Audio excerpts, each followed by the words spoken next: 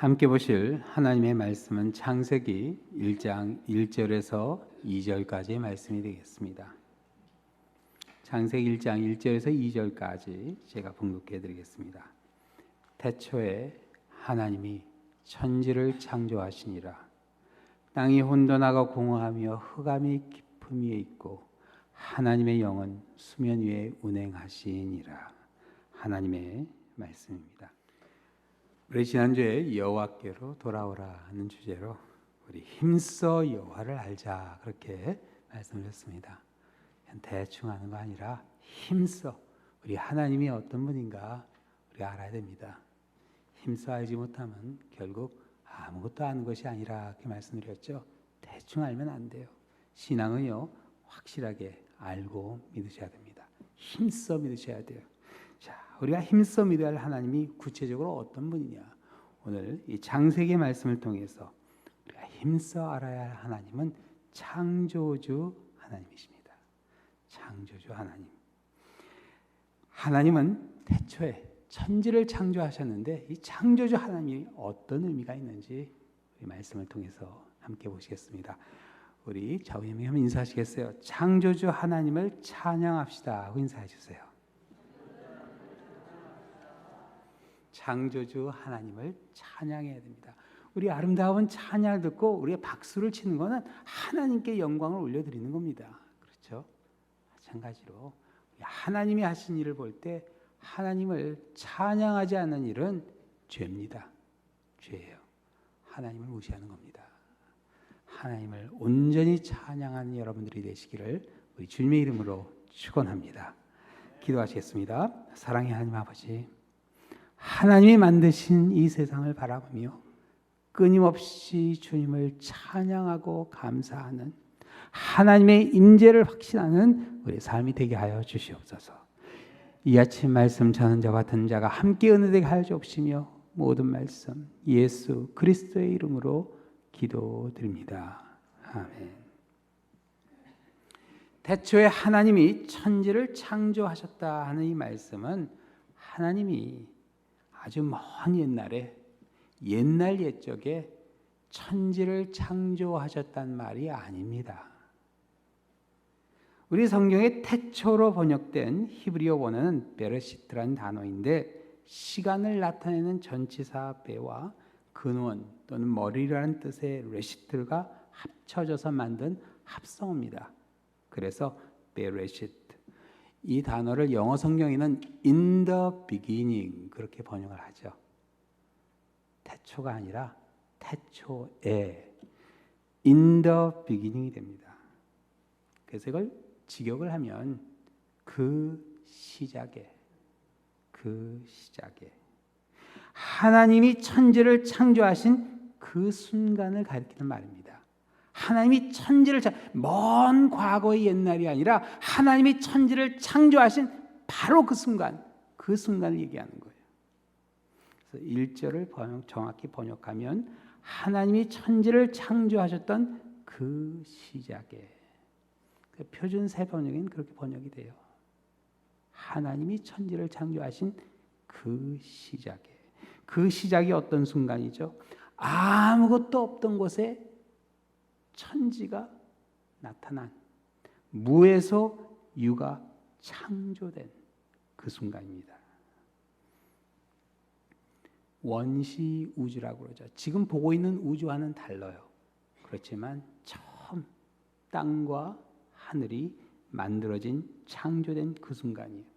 오늘 본문의 창조로 번역된 그 원어는 바라라는 단어인데 창조라는 뜻 외에도 뭐 자르다, 새기다, 사리오르다, 출생하다 뭐 그런 뜻으로 성경에 많이 사용된 단어입니다. 그러나 이 단어가 창조란 의미를 띠게 될 때는 하나님과만 관련되어 나옵니다. 뭐 다른 어떤 사람이 뭐를 창조했다 그렇게 나오지 않아요. 창조라는 그런 의미로 사용될 때는 하나님과만 관련되어 사용됩니다. 그래서 하나님과 관련되어 사용할 때 이 바라는 무에서 유를 창조하시는 하나님의 절대 주권적 행위를 나타내는 그런 단어가 돼요. 절대 주권적인 단어. 자, 하나님께서 이미 있는 것을 잘 활용해서 다듬어서 새로운 조합으로 만들어낸 것이 아니라 아무것도 없는데 천지를 만드셨어요. 과연 아무것도 없는 곳에서 물질이 창조될 수 있을까? 이게 그냥 어떤 분들은 뭐 옛날 얘기나 뭐 신화에 나오는 그런 얘기 그렇게 느낄 수 있어요. 아무것도 없는 곳에 어떻게 물질이 만들어질 수 있어? 이건 전혀 과학적이 아니야. 뭐 그런 얘기를 할 수 있는 분도 있을 수 있는데 사실 무에서 유가 창조될 수 있다는 것을 지금 가장 확실히 믿는 사람들은 아이러니하게도 과학자들입니다. 보통 사람들은 의심을 해요. 그런데 과학자들은 당연하지. 무에서 유가 나올 수 있지. 정확히 알고 있어요. 지금으로부터 한 100년 전 일입니다. 독일의 물리학자 하이젠베르크라는 사람이 있어요. 양자 물리학의 아버지라 불리는 그런 사람이에요. 1927년에 양자 물리학의 기초가 되는 불확정성 원리를 발표합니다. 하이젠베르크의 Uncertainty Principle이라고 해요. 이 불확정성 원리를 통해서 아무것도 없는 곳에서, 그러니까 진공과 같은 그런 상태에서 물질이 창조될 수 있다, 그렇게 주장했어요. 학계가 놀랐습니다. 그런데 그 다음에 영국의 물리학자 폴 디렉이 수학 공식으로 그걸 증명하게 돼요. 그리고 1930년 미국의 물리학자 칼 앤더슨이 실험으로 그게 가능하다는 것을 증명하게 됩니다. 하이젠베르크, 디렉, 앤더슨의 발견을 다 종합을 해보면은 아무것도 없다고 생각하는 그 진공 상태, 공기가 없는 진공 상태를 아주 짧은 시간을 바라보게 되면 찰나, 우리 눈에는 보이지 않는 그런 한순간에 어떤 일이 일어날 수 있냐면요, 물질과 반물질이 그 진공에서 팍 튀어나오는 거예요. 그리고서는 다시 합쳐져서 사라져버려요. 이야, 이거 무슨 뭐 이런 일이 어떻게 일어날 수 있을까? 근데 실험으로 증명이 됐어요. 그런 일이 일어나고 있다. 그런데 이게 아주 찰나에 일어나는 그런 일이기 때문에 우리가 전혀 볼 수가 없는 거예요. 이 현상을 퀀텀 플럭추에이션, 우리말로 양자 요동이라 그렇게 합니다. 마치 물결이 치듯이 그 진공 상태에서 물이 물질, 반물질 나타났다 합쳐져서 없어지고, 나타났다 없어지고, 나타났다 없어지는 거예요. 자, 그러니까 결국 이 양자 요동에 의해서 물질과 반물질이 끊임없이 생성되고 없어진다면 결국 세상에는 아무것도 남지 않게 됩니다. 그렇죠? 나타났다 없어지니까 아무것도 안 남는 거예요. 그러면 우리가 보고 있는 이 세상은 어떻게 존재하는가 하는 질문이 나오죠. 과학자들은 세상에 물질이 존재하는 이유는 그냥 사고라고 봅니다. 이게 막 나타났다 없었다 하다 보니까 어떻게 하다 보니까 이게 하나 나타난 거예요. 어떻게 하나 나타나는데 그게 한순간에 폭발적으로 팽창하게 되면서 지금 우리가 보고 있는 우주가 만들어졌다. 그게 소위 과학자들이 말하는 빅뱅입니다. 빅뱅. 큰 폭발과 함께 우리가 보고 있는 이 모든 물질이 다 거기에서 시작되었다. 이 또한 과학적으로, 수학적으로 검증된 그런 지식입니다. 그런데 이 세상에 존재하는 이 모든 것을 우연한 사고로 보는 것은 여러분, 하나님에 대한 모욕입니다. 하나님에 대한 모욕이에요. 마치 모나리자 그림이 사고로 물감이 엎질러졌는데 이게 모나리자 그림이 나왔네. 이게 말이 됩니까? 여러분, 우주는요, 사고로 만들어졌다고 하기에는 너무나 섬세하고 아름답습니다. 이번에 제임스 웹 천체망원경이 지구하고 달 사이에 지금 딱 끼어 있어요. 지구 그림자에 끼어서 적외선으로 우주를 바라보는데 기대돼요. 앞으로 한 3주 있으면 첫 번째 칼라 사진이 나옵니다. 우리가 생각하는 것 이상으로 하늘에 별이 많이 떠 있어요. 여러분, 제임스 웹 천체망원경까지 아니더라도 그냥 바닷가에서 하늘을 바라봐도요, 이야, 참 아름답구나 하는 그런 감탄이 나옵니다. 찬양을 하지 않을 수가 없어요. 천지가 존재하는 그 이유는 딱 하나, 하나님이 창조하셨기 때문에. 우연의 사고가 아닙니다. 오늘 본문은 무에서 유를 창조하신 하나님이 구체적으로 어떤 분인지 아주 자세히 설명을 해줘요. 오늘 본문에 하나님으로 번역된 히브리어는 엘로힘이란 단어예요. 엘로힘은 권세 있고 힘 있는 뛰어난 분이라는 뜻인 엘로아흐의 복수형 단어입니다. 그래서 엘로아흐의 복수형 단어가 하나님을 지칭하는 고유명사로 사용되는 거예요. 근데 이게 우리 성경엔 다 하나님으로 그렇게 번역되어 있습니다. 엘로힘이 하나님 그렇게 번역이 되어 있어요. 왜 하나님의 성호를 복수로 표기했을까?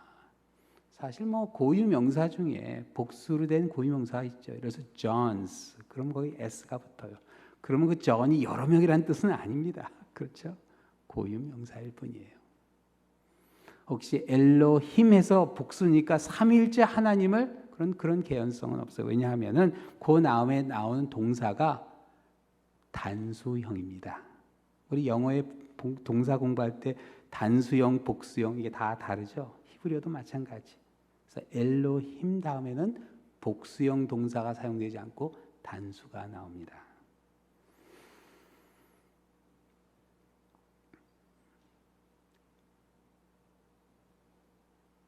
하나님의 성어를 왜 복수로 표기했을까? 성서학자는 이걸 장엄 복수라 그렇게 이야기합니다. 하나님의 위대함을 나타내는 건 수사법이지 하나님이 여러분이란 뜻은 아니에요. 자, 그런데 성부 하나님이 천지를 지으신 엘로힘 하나님이 천지를 창조하신 그 시작에 성부 하나님만 계신 게 아니라 오늘 본문 2절에 보면 어떤 말씀이나 같이 한번 읽겠습니다. 그 땅이 혼돈하고 공허하며 흑암이 깊음 위에 있고 하나님의 영은 수면 위에 운행하시니라.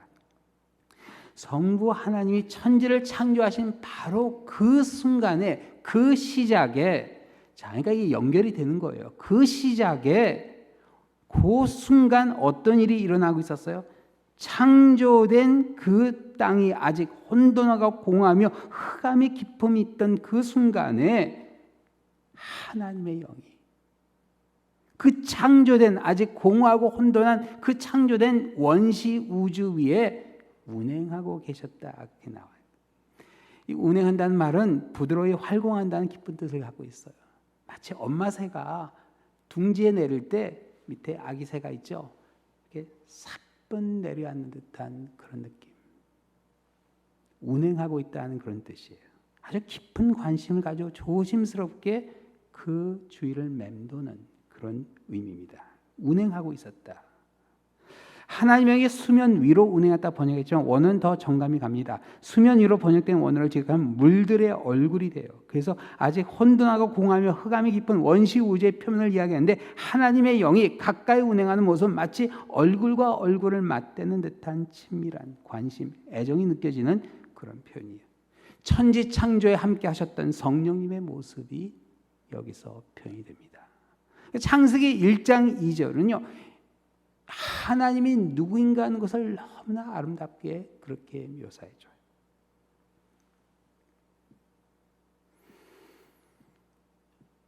천지가 창조되는 그 시작, 바로 그 순간 엘로힘 성부 하나님과 하나님의 영이신 성령 하나님이 어떤 분이신지 우리에게 소개해줘요. 그러니까 이 창세기 1장은요. 여러분 이게 세상이 어떻게 창조됐나 하는 것에 초점을 맞추면 이 포인트를 잃어버립니다. 이 포인트를 잃어버려요. 이게 이 책이 뭔지를 모르게 돼요. 창세기는요, 하나님을 소개해 주는 책이에요. 이 세상의 우주에 있는 물건들이 다 이 물질이 어떻게 만들어지는가 설명해 주는 책이 아니라 하나님이 누구인가 하는 것을 우리에게 소개해 주고 하나님이 하신 일을 우리에게 가르쳐 주는, 그게 창조 기사일 뿐입니다. 그 외에도 하나님 무궁무진한 일을 하셨어요. 그러나 그 시작에 하나님이 어떤 분인가 하는 것을 정확하게 우리에게 알려줘요. 와이셔츠 다 입고 나오셨는데 이거 첫 번째 단추 잘못하면 다 클러야 돼요. 그렇죠? 마찬가지예요. 창세기 1장 1절 2절을 그냥 대충 넘어가시면요, 나머지 성경이 이해가 안 되는 거예요.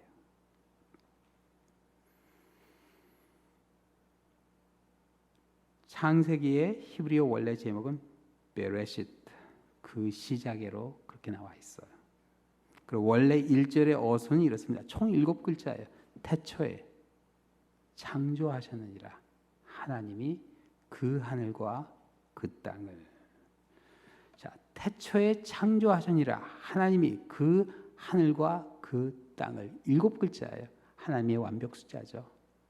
그러고 나서 2절이 따로가 아닙니다. 바로 연결해. 그 하늘과 그 땅을. 그리고 그 다음에 보세요. 1절과 2절을 합쳐보시겠어요? 그 창조하자. 그 땅이 혼돈하고 공허하며 흑암이 깊음 위에 있고 하나님의 영은 수면 위에 운행하시나니. 그러니까 1절과 2절에 태초에 하나님 엘로힘이 나오고 하나님의 영이 2절에 바로 나와요. 하나님이 구체적으로 어떤 분인지 우리에게 바로 알려주죠. 천지를 창조하신 하나님이시지만 바로 그 시작부터 창조된 세상을 살피시고 보호하시는 하나님으로 소개하는 겁니다. 만들어 놓고 관심을 꺼버리는 그런 하나님이 아니라 그 천지를, 무에서 유를 천지를 만드신 후에 그 만들어진 그 천지를 살피시는 하나님의 모습이에요.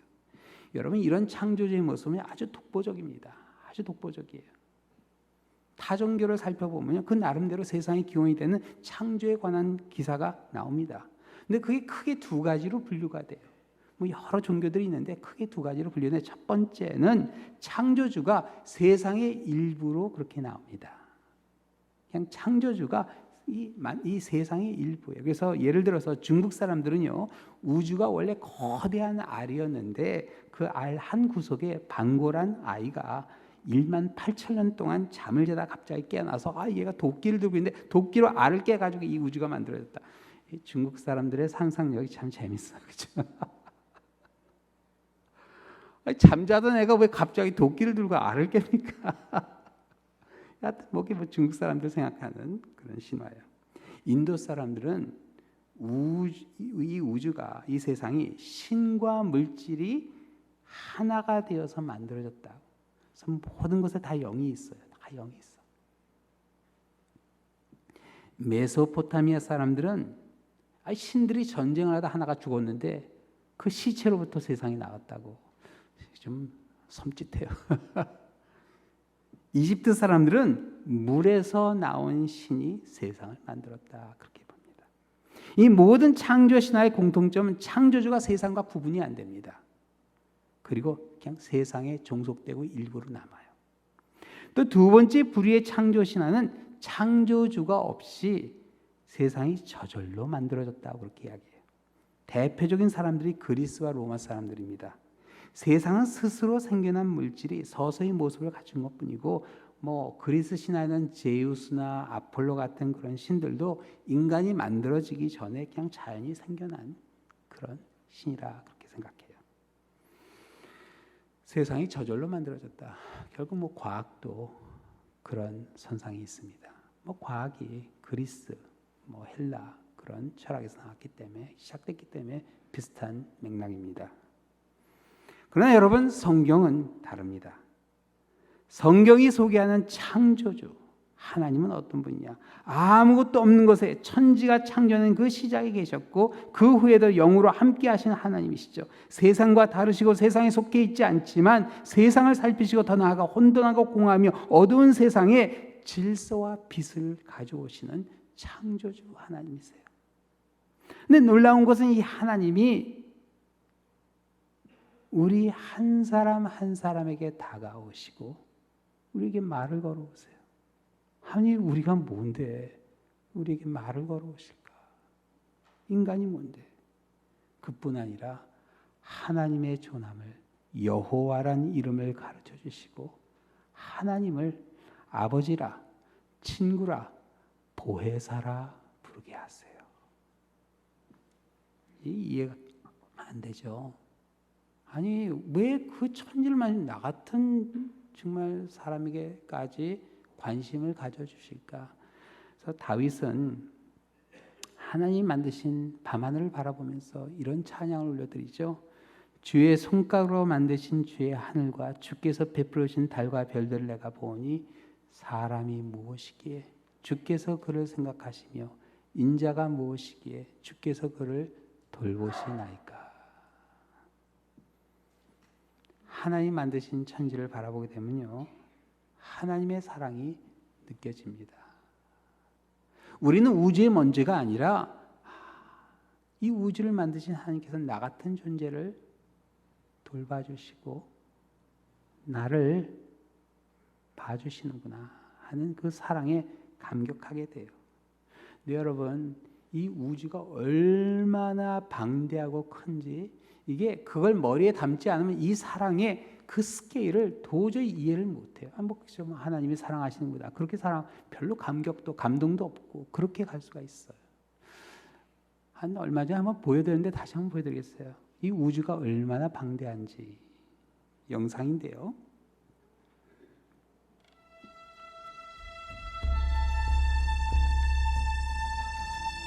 이 샌프란시스코 구글 헤드쿼터예요.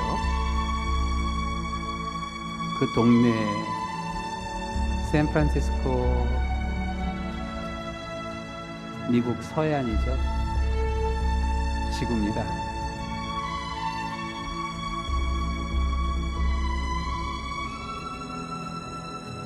지구는 그냥 점이에요. 작은 점입니다.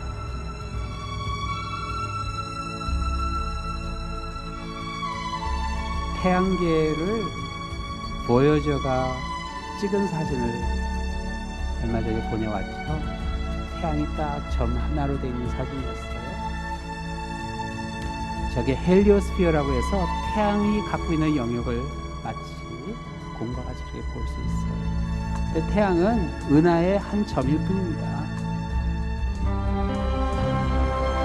은하에 수도 없이 많은 별들이 있어요. 근데 은하가 우주에 몇 개 있는 게 아니라 수도 없이 많습니다. 얼마나 많냐 하면요, 이 은하가 쫙 모아지면 저렇게 구름같이 돼요. 아니 은하가 모여서 구름같이 돼서 저렇게 끝도 없이 펼쳐지는 저렇게 우주가 만들어지는데 우리가 볼 수 있는 우주는 딱 저 정도입니다. 딱 저 정도. 우주 전체를 보지를 못해요. 딱 저 정도. 이거 바로 얼마 전에 슈퍼컴퓨터로 저걸 저렇게 그렸어요.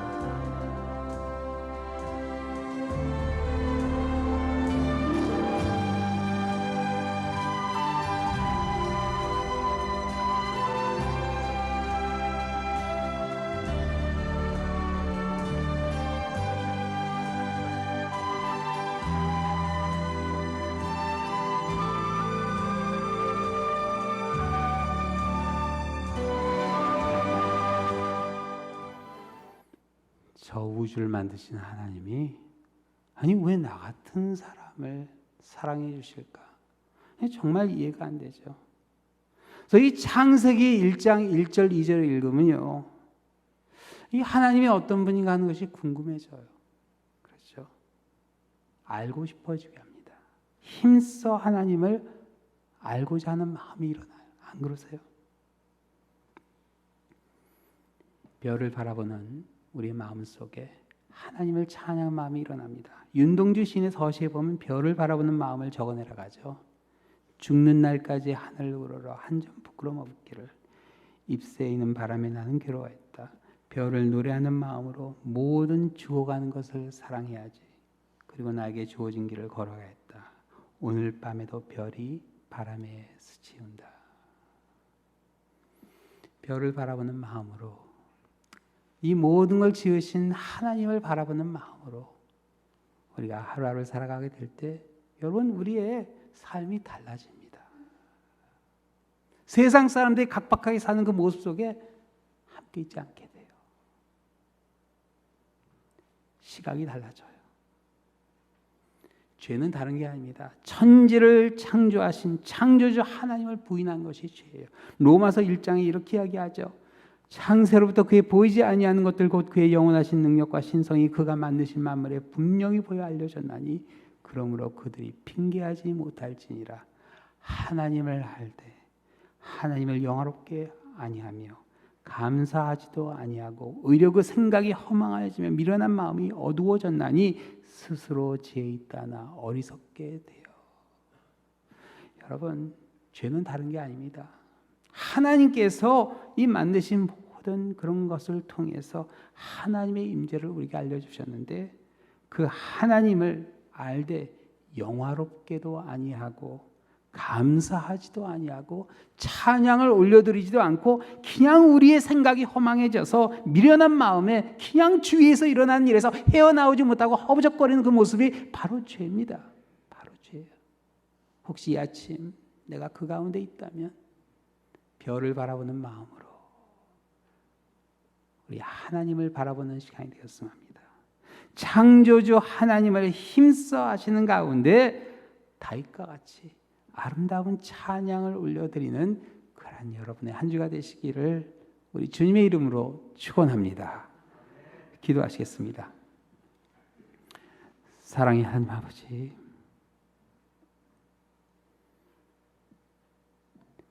무에서 유를 창조하신 하나님의 그 전능의 손길을 밤하늘을 바라보며 저희들 깨닫게 하여 주시고 지금도 우리와 함께 하신 성령님의 그 운행하심이 우리를 지켜주시고 인도하신다는 사실 잊지 않게 하여 주시옵소서. 하나님을 알되 영화롭게 하지 못하는 감사치도 아니하는 그러한 죄 가운데 살아가는 모습이 아니라 온전히 하나님께 영광을 올려드리며 끊임없이 찬양하는 별을 바라보는 그런 마음으로 저희들 하루하루 주님 앞에 가는 그 순간까지 살아가게 하여 주시옵소서. 모든 말씀 예수 그리스도의 이름으로 기도드립니다. 아멘.